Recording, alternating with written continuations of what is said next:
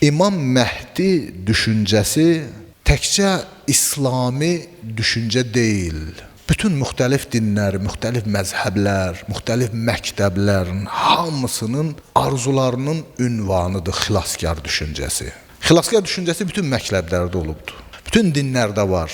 Xristianlarda da var, Yahudilikdə də var.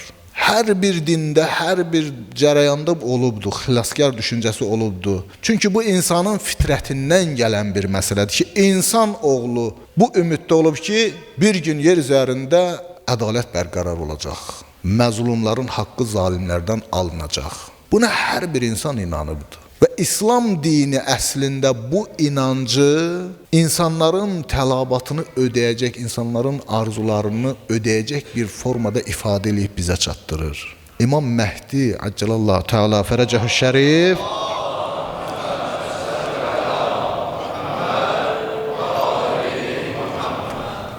həmin ümid olunan, gözlənilən o ədalətdir.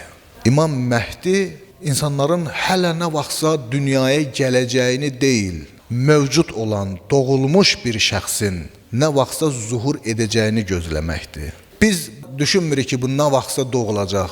Biz buna əminik ki, İmam Məhdi Əcəlallahu Teala Fərəcəhü Şərif doğulubdur, mövcuddur. Qanı ilə, canı ilə, əti ilə bizim aramızda yaşayır. Bizi görür, biz onu görürük, amma biz onu tanımırıq. Acılarımıza, bizim bütün kədərlərimizə şərikdir. Sevinclərimizi görür, müşahidə eləyir. O yer üzərində baş verən bütün xeyir, şər, bunların hamısını müşahidə eləyir. Və İmam Məhdi bir həsrətdədir. O həsrətdədir ki, Allah bir gün ona o izni verəcək və öz əlini məzlumlara uzadacaqdır.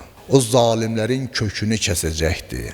Ziya Paşanın Peyğəmbər barədə bir beyti var, deyir, Allah Taala'nın qüdrəti bir gün zalimlərə bu sözü dedizdirəcək ki, həqiqətində Allah səni bizdən üstün edibdir. Və Həzrəti Məhdi əleyhissalam gəldikdə artıq həmin o gözlənilən ədaləti insanlar yaşayacaqdır.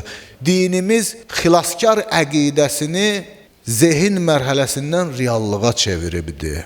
Bu təkcə arzu deyil, bunu həqiqətə çeviribdir. Biz ümumiyyətlə kamil insan anlayışını başa düşsək, biz insanın yer üzərində xəlifəlik anlayışını başa düşsək, yer üzərində insanla qeyb arasında, Allah arasında vasitənin kəsilməsinin qeyri-mümkünlüyünü dərk etsək, onda həqiqətən biləcək ki, Həzrəti Məhdi Əcəlallahu Teala Fərəcəhü Şərif bizim aramızdadır, bizimlə yaşayır.